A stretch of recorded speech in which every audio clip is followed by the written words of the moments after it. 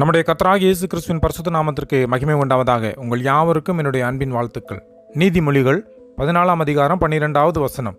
மனுஷனுக்கு செம்மையாய் தோன்றும் வழி உண்டு, அதன் முடிவோ மரண வழிகள்.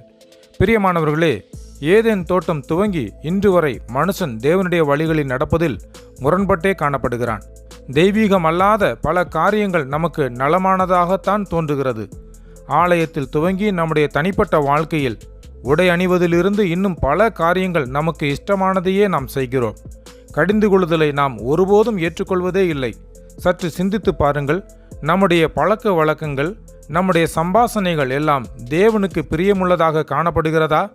6 நாட்கள் தெய்வீகத்தை தூர வைத்துவிட்டு ஞாயிறு மட்டும் மிகுந்த பக்தியுள்ளவர்கள் போல காணப்படுகிறோம்.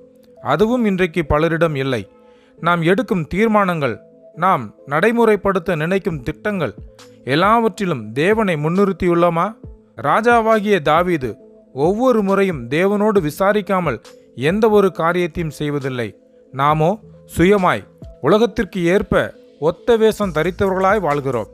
எனவே தான் யோவான் 5 அதிகாரம் 40 இயேசு சொல்லுகிறார், அப்படி இருந்தும் உங்களுக்கு நித்திய ஜீவன் உண்டாகும்படி என்னிடத்தில் வர உங்களுக்கு மனதில்லை என்று.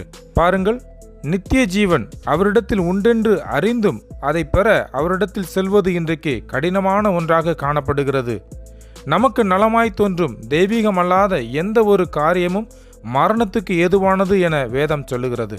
யோவான் 14:6 இயேசு, நானே வழியும் சத்தியமும் ஜீவனுமாயிருக்கிறேன், என்னை அல்லாமல் ஒருவனும் பிதாவினிடத்தில் வரான் என்கிறார். பாருங்கள், 2 வழிகள் தான் உண்டு. ஒன்று இயேசு கிறிஸ்து, மற்றொன்று மரணம், அதாவது பிசாசின் வழிகள். எனவே நாம் எந்த வழியை தெரிந்தெடுத்து நடக்கிறோம் என்பதை இன்றே நிதானித்து பார்ப்போம். நித்திய ஜீவனை அடையும்படிக்கு அவரை முழுமையும் பற்றிக் கொள்வோம். கர்த்தர் தாமே நம்மை ஆசீர்வதிப்பாராக. ஆமேன்.